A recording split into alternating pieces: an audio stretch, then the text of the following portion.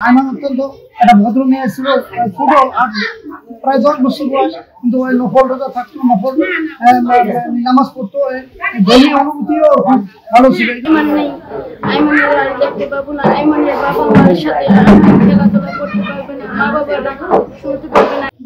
দর্শক, অবস্থান করছি শরীয়তপুর জেলা ভেদেরগঞ্জ উপজেলা নারায়ণপুর গ্রাম।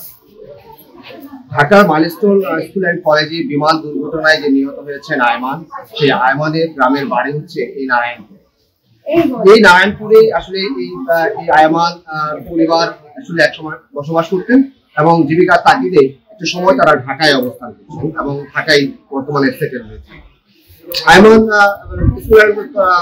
মাইলস্টোন স্কুল অ্যান্ড কলেজের চতুর্থ শ্রেণীর শিক্ষার্থী ছিলেন এবং বিমান দুর্ঘটনার আহত হওয়ার পরে তিনি কিন্তু ঢাকার হাসপাতালে চিকিৎসাধীন অবস্থায় ছিলেন।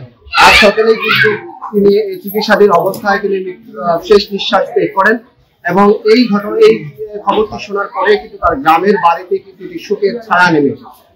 তার বাড়িতে কিন্তু আত্মীয় স্বজন সব প্রতিবেশী সকলেই এখানে এসে জড়ো হচ্ছেন। এই গ্রামের বাড়িতে তার দাফন সম্পূর্ণ করা হবে এবং এই দাফন সম্পূর্ণ করার জন্য কিন্তু তাদের গ্রামের বাড়িতে যারা আত্মীয় স্বজন রয়েছেন তারা কিন্তু সকল প্রস্তুতি সম্পন্ন করেছেন।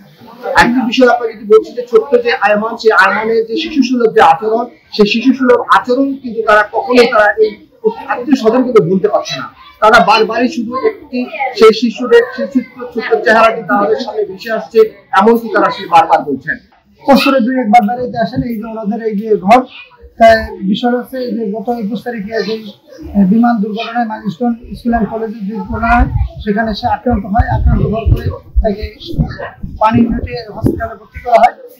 তারপরে আমরা গতকালকেও আমি ওর দাদুর সাথে কথা বলেছি যে দামের কি অবস্থা আয়মানের। বলছে যে দাদা ভাই মোটামুটি ভালো, ইনশাল্লাহ কথা বলতে পারে। হ্যাঁ, তো আমরা আশা করছি যে আল্লাহ ভালো হয়ে যাবে। তো আসলে আজকে সকালে যখন শুনতে পারলাম মারা গেছে, আমরা আসলে আমি নিজেও আপসেট হয়ে গেছি। এলাকার মধ্যে সবাই মানে একদম মর্মাহত মানে হয়ে গেছে, ভাষা হারিয়ে ফেলেছে, দুঃখ প্রকাশ করার মতো এখন সেই শব্দটুকু মানুষ হারিয়ে ফেলেছে। আয়মান অত্যন্ত একটা ভদ্র মেয়ে ছিল, ছোট আর প্রায় 10 বছর বয়স, কিন্তু ওই নফল রোজা থাকতো, নফল নামাজ পড়তো, দলীয় অনুভূতিও খুব ভালো ছিল। জাতির কাছে সবার জন্য দোয়া চাই, ওর পরিবার যারা ধৈর্য ধারণ করতে পারে সেই তৌফিক যেন আল্লাহ দান করে সবাইকে। আল্লাহ তাআলা যেন তাকে পরকালে মাফ করে দেয়, দোয়া কামনা। আয়মানের আর দেখতে পাবো না, আয়মানের বাবা মার সাথে খেলাধুলা করতে পারবে না, মা বাবারা শুনতে পারবে না। আয়মানের বাবা মা, ওর বাবা মা ওখানে কি করতেছে, কেমন করতেছে, আমাদের অনেক খুব খারাপ লাগতেছে যে আয়মান নেই, আয়মানের বাবা মা এখন করতেছে, সন্তান সারা জীবন আমরা কি করবো, আমরা বলার আমাদের ভাষা নেই।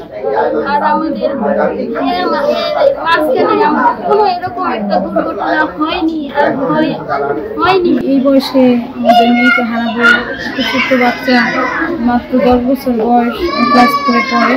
এই বছর ওকে হারাবো আসলে কখনই কল্পনা করি নাই। আসলে আমাদের খুব কষ্ট হচ্ছে, বিষয়টা মেনে নিতে পারতেছি না, কষ্ট হচ্ছে। পুরো পরিবারে আসলে কান্নাকাটি, একদম সবাই আত্মহারা। কেউই আসলে দাদি আছে, এখন ওর মা আছে, বাবা আছে, সবাই আছে, আমরা চাচি চাচারা সবাই আছি, হ্যাঁ কুকুরা আছে, সবাই আছে। মাঝখান থেকে আমাদের ছোট্ট সোনামণিটা নিয়ে